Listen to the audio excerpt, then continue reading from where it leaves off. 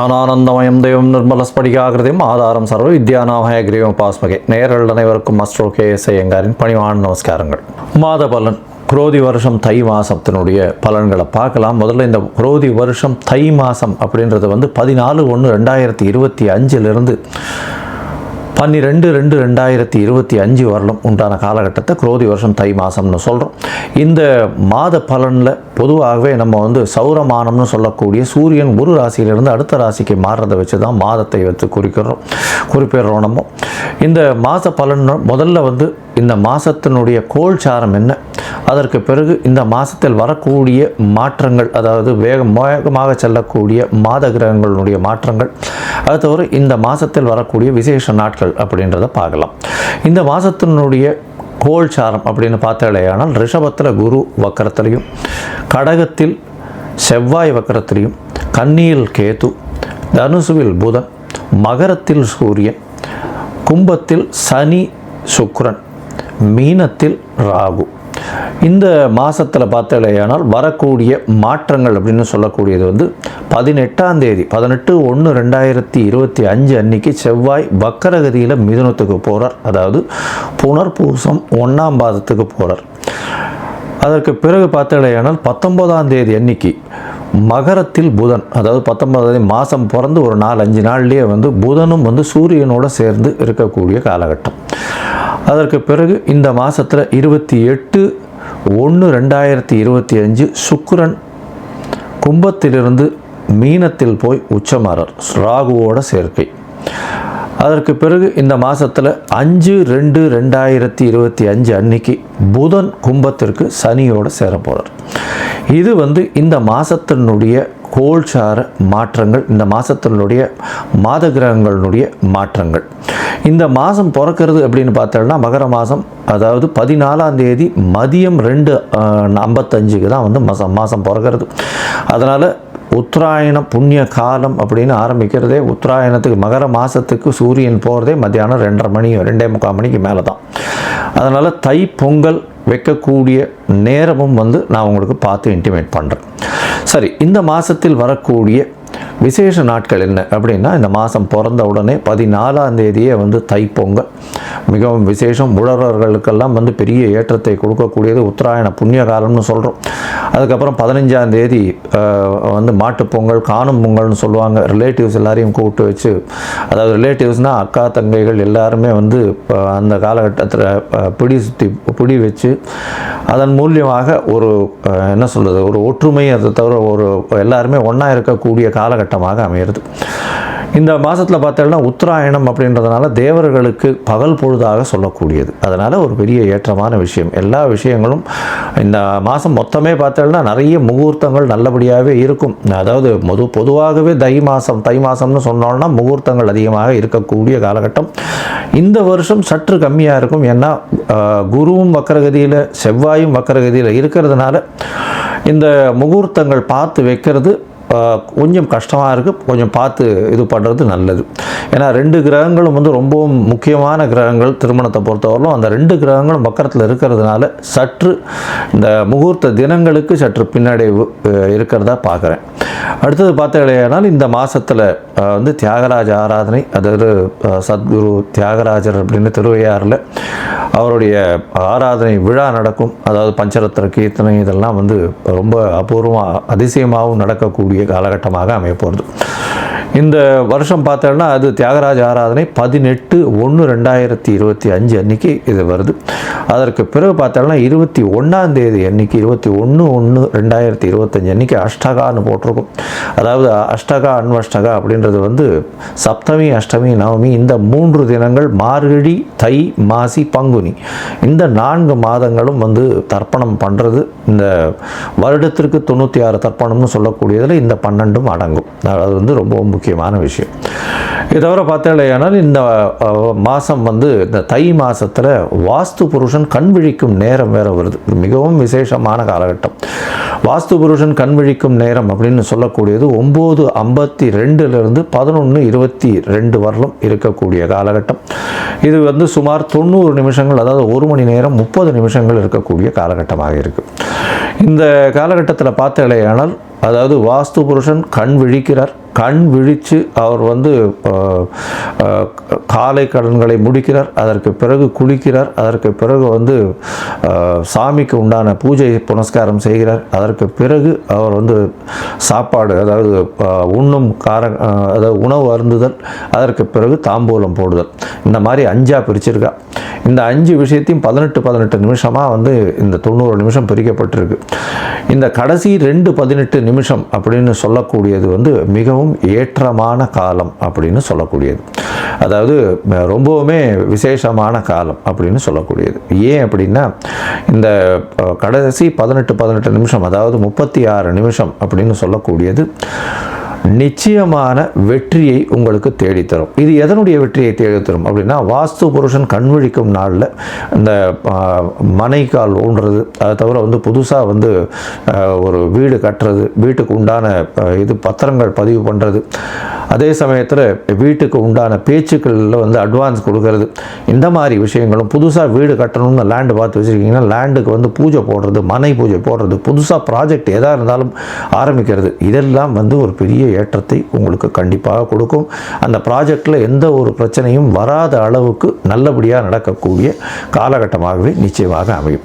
அதற்கு பிறகு இந்த மிகவும் முக்கியமான நாள் அப்படின்னு சொல்லக்கூடியது 29/1/2025, அதாவது தை அமாவாசை, உத்தராயண புண்ணிய காலத்தின் முதல் அமாவாசை. அதாவது தேவர்கள் பகல் பொழுதில் நடக்கக்கூடிய முதல் அமாவாசை. எப்பொழுதுமே தை மாதம், ஆடி மாதம், அதுக்கப்புறம் புரட்டாசி மாதம், இந்த அமாவாசையெல்லாம் ரொம்ப விசேஷம்.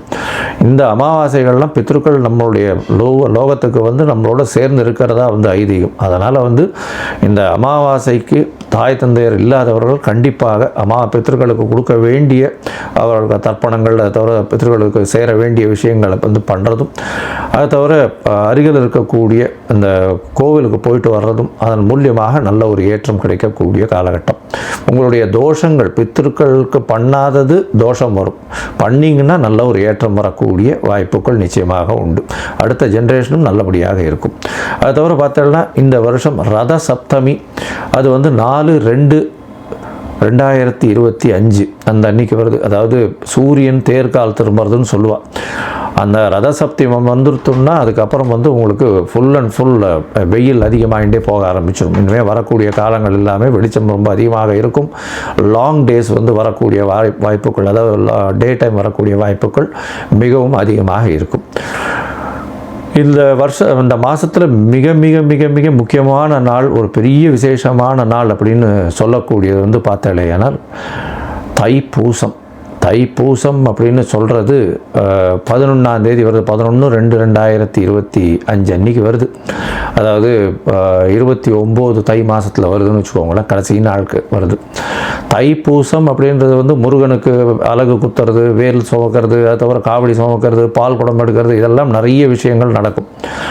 ஆனால் தைப்பூசம்னு ஞாபகம் வந்ததுனாலே அதுக்கு முதல்ல ஞாபகம் வர்றது வள்ளலாரனுடைய ஒரு பெரிய விசேஷம், தனிப்பெரும் ஜோதி, அதாவது அருட்பெரும் ஜோதி தனிப்பெரும் கருணைன்னு சொல்லக்கூடியது. அதாவது அணையாத விளக்கு, எப்பொழுதுமே வந்து இன்று வரலும் சாப்பாடு தானமாக கொடுக்கக்கூடிய ஒரு பெரிய இடம் இந்த வடலூரில் இருக்குது. ரொம்ப பெரிய விசேஷம். இன்னி வரலும் அவர் ஏற்றிய விளக்கு இன்னி வரலும் வந்து சாப்பாடு வந்து கொடுத்துட்ருக்காங்க.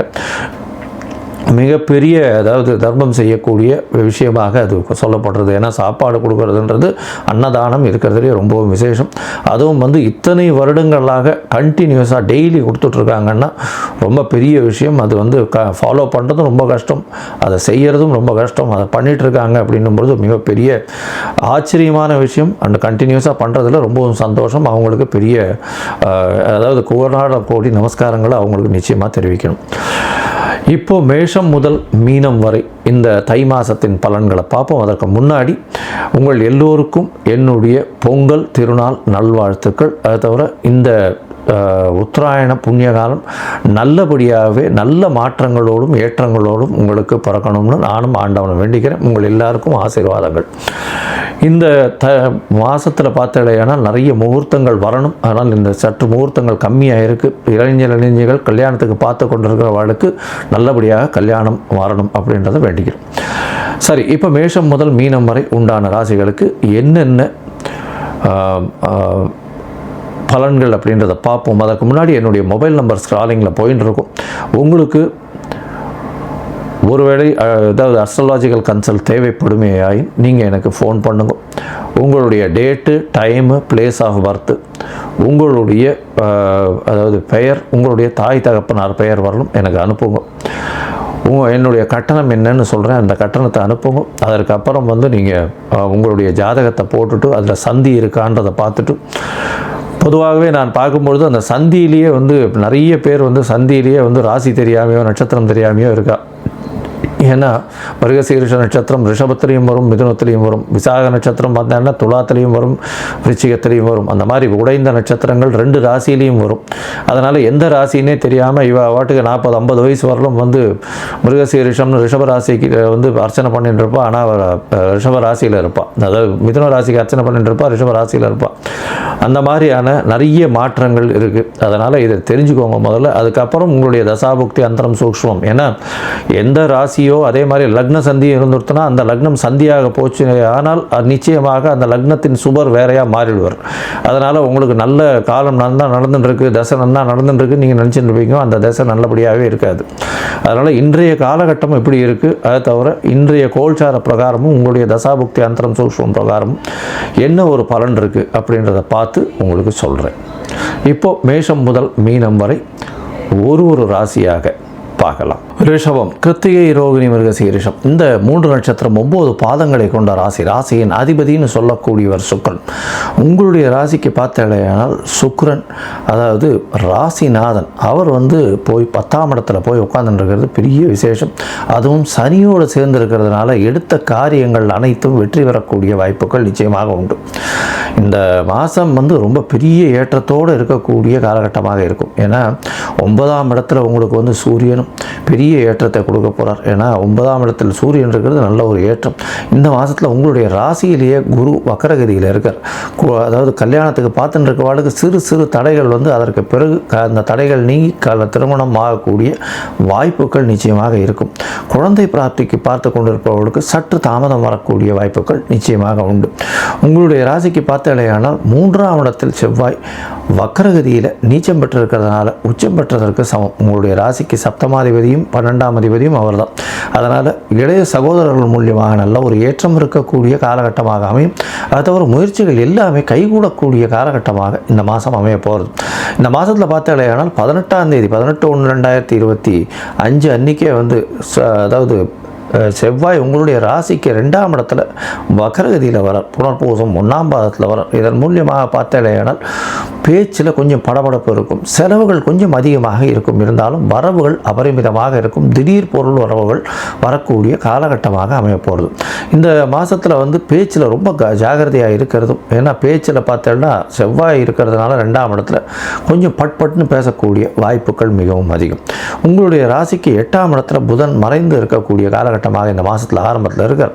ஆனாலும் 19ஆம் தேதி 19/1 அன்றைக்கே உங்களுடைய ராசிக்கு 9ஆம் இடத்துல சூரியனோட சேர்ந்து போய் சேர்றதுனால நல்ல ஒரு ஏற்றம் இருக்கும். படிக்கக்கூடிய மாணவியர்கள் வெளிநாடு போய் படிக்கணும்னு நினச்சிட்டு இருந்தாங்கன்னா கண்டிப்பாக அது நிச்சயமாக நிறைவேறக்கூடிய வாய்ப்புகள் நிச்சயமாக உண்டு. இதை தவிர பார்த்தேன் ஆனால் 6ஆம் இடத்தில் இருக்கக்கூடிய அதாவது 5ஆம் இடத்தில் இருக்கக்கூடிய கேது பகவான் மூலியமாக சிறு தொல்லைகள் அதாவது கர்ப்பிணி பெண்களுக்கு தொல்லைகள் வரக்கூடும்.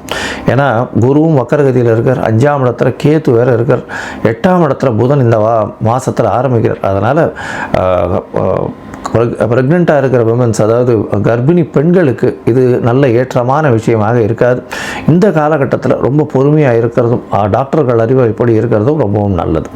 உங்களுடைய ராசிக்கு பார்த்தீங்கன்னா 9ஆம் இடத்துல இருக்கக்கூடிய சூரியன் நல்ல ஒரு ஏற்றத்தை கொடுப்பார். அவர் 4ஆம் அதிபதி இன்னொரு திரிகோணத்தில் போய் உட்கார்ந்துருக்கார். இதன் மூலியமாக நல்ல ஒரு ஏற்றம் கிடைக்கக்கூடிய காலகட்டமாக அமைய போகிறது.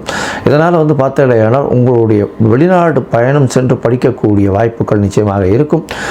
உங்களுடைய தந்தையின் மூலியமாக நல்ல ஒரு ஏற்றம் கிடைக்கக்கூடிய காலகட்டமாக அமைய போகிறது. இந்த மாதத்தில் பார்த்தீங்கன்னா ராசிக்கு 10ஆம் இடத்துல இருக்கக்கூடிய சுக்கிரன் உங்களுடைய ராசிக்கு 4ஆம் இடத்தையும் பார்க்கறதுனால நல்ல ஒரு சுகம் இருக்கக்கூடிய காலகட்டமாகவும் உங்களுடைய தொழிலில் அபிவிருத்தி ஏற்படக்கூடிய வாய்ப்புகளும் அதை தவிர படிக்கக்கூடிய மாணவர்களுக்கு பெரிய ஏற்றம் கிடைக்கக்கூடிய காலகட்டமாகவும் அமைய போகிறது. இந்த சுக்கிரன் அதாவது ரிஷப ராசிக்காரர்களுக்கு 11ஆம் இடத்துல இருக்கக்கூடிய ராகு பெரிய ஏற்றத்தை கொடுக்க போகிறார். வெளிநாடு சுற்றுப்பயணம் போகக்கூடிய, வெளிநாடு வேலை மூலியமாக போகக்கூடிய பாக்கியத்தை கொடுப்பார். 28/1/2025 மேலே சுக்கிரனும் உங்களுடைய ராசிக்கு 11ஆம் இடத்துல போகிறார். 11 ராசி பரிவர்த்தனை, குருவும் சுக்கிரனும் பரிவர்த்தனை அடையிறது பெரிய விசேஷம். இதன் மூலியமாக திடீர் பொருளாதார ஏற்றம் 28/1/2025 மேலே வரக்கூடிய வாய்ப்புகள் நிச்சயமாக உண்டு. அது தவிர பார்த்தீங்கன்னா வெளிநாட்டு போயிட்டு வரக்கூடிய பாக்கியம், மூத்த சகோதர சகோதரிகள் மூலியமாக நல்ல ஒரு ஏற்றமும் கிடைக்கக்கூடிய வாய்ப்புகள் நிச்சயமாக இருக்கும். அதுவும் இந்த ரிஷபராசிக்காரர்கள் கலைத்துறையில் இருக்கிறவங்க, சின்ன திரை பெரிய திரை இந்த மாதிரியான விஷயங்களில் பாட்டு, இந்த மாதிரியான பாட்டு பாடுறவங்க, அதை தவிர நூல் ஆடைகள் பின்னுபவர்கள், வெள்ளை நிற ஆடைகள், பால் பதனிடும் தொழில்களில் இருக்கிறவங்க, மின்சார பல்பு அந்த மாதிரியான வியாபாரங்கள் பண்ணுறவாளுகள்லாம் பெரிய ஏற்றம் கிடைக்கக்கூடிய காலகட்டமாக இருக்குது. இந்த மாதத்தில் சில நாட்கள் முயற்சிகளை தள்ளி வைக்கிறது நல்லதுன்னு சொல்கிறோம். இந்த சில நாட்கள் அப்படின்றது சந்திராஷ்டமம்னு சொல்கிறோம். உங்களுடைய ராசிக்கு 8ஆம் இடத்துல சந்திர பகவான் வரும்போது சந்திராஷ்டம காலம்னு சொல்கிறோம். இந்த காலகட்டத்தில் புதிய முயற்சி வேண்டாம், வெளியூர் வெளிமாநில பிரயாணம் வேண்டாம்னு சொல்கிறோம். ஒரு வேளை பண்ண வேண்டி இருந்ததே ஆனால் சந்திரனுக்கு உண்டான எளிய பரிகாரத்தை பண்ணிட்டு பண்ணுங்க. அதாவது அருகில் இருக்கக்கூடிய கோவிலில் பச்சரிசி இல்லைன்னா நெல் தானமாக கொடுத்துட்டு உங்களுடைய இது பண்ணுறது நல்லது. ஏன்னா சந்திராஷ்டமத்தின் தாக்கம் நிச்சயமாக குறையும். இந்த மாதத்தில் பார்த்தாலேயானால் 26ஆம் தேதியிலிருந்து 28ஆம் தேதி வரலும், 28/1/2025 வரலும் சந்திராஷ்டம காலம் இருக்குது. அதனால் இந்த காலகட்டத்தில் புதுசாக முயற்சிகள் வேண்டாம். இந்த மாதத்தில் பார்த்தோம்னா மொத்தமாக பார்க்கும்பொழுது இந்த மாதத்தில் ரிஷபராசிக்காரர்களுக்கு உடல்நிலையில் ஏற்றம் இருக்கும். 28/1/2025 மேலே திடீர் யோகங்கள் வரக்கூடிய வாய்ப்புகள் உண்டு. கலைத்துறையில் புதிய கான்ட்ராக்டுகள் சைன் ஆகக்கூடிய வாய்ப்புகள் நிச்சயமாக இருக்கும். அது தவிர நீங்கள் நினைத்த காரியங்கள் அனைத்தும் வெற்றி பெறக்கூடிய வாய்ப்புகள் உண்டு. உங்களுடைய அபிலாஷைகள் எல்லாமே வெற்றி பெறக்கூடிய வாய்ப்புகள் உண்டு. மூத்த சகோதர சகோதரிகள் மூலியமாக ஏற்றமான செய்தி வரக்கூடிய வாய்ப்புகள் நிச்சயமாக இருக்கும். தொழிலில் பெரிய அபிவிருத்தி இருக்கக்கூடிய காலகட்டமாக அமைய போகிறது. உங்களுடைய அதாவது கர்ப்பிணி பெண்கள் உடல் நலத்தை கொஞ்சம் ஜாகிரதையாக பார்த்துக்கிறது நல்லது. படிக்கக்கூடிய மாணவ மாணவியர்கள் வெளிநாடு போய் படிக்கக்கூடிய பாக்கியம் நிச்சயமாக கிடைக்க போகிறது. உங்களுடைய ராசிக்கு தாயின் உடல்நிலையில் சற்று கவனம் தேவை. தந்தையின் உடல்நிலை ஏற்றமாக இருக்கக்கூடிய காலகட்டமாகவும் இருக்கும். பேச்சில் மிகவும் கவனமாக இருக்கிறது இந்த ரிஷபராசிக்காரர்களுக்கு நல்லது. மொத்தமாக பார்த்தலையானால் ரிஷபராசிக்காரர்களுக்கு நல்ல ஒரு ஏற்றமான காலமாக இருக்கும். இருந்தாலும் பேச்சில் ரொம்ப கவனமாக இருக்கிறது நல்லது. நீங்கள் அருகில் இருக்கக்கூடிய லக்ஷ்மி நரசிம்ம பெருமாளை வழிபட்டுட்டு அவருக்கு ஒரு மல்லிகைப்பூ மாலை போட்டுட்டு வர்றது ஒரு பெரிய ஏற்றத்தையும் மாற்றத்தையும் உங்கள் வாழ்வில் நிச்சயமாக கொடுக்கும்.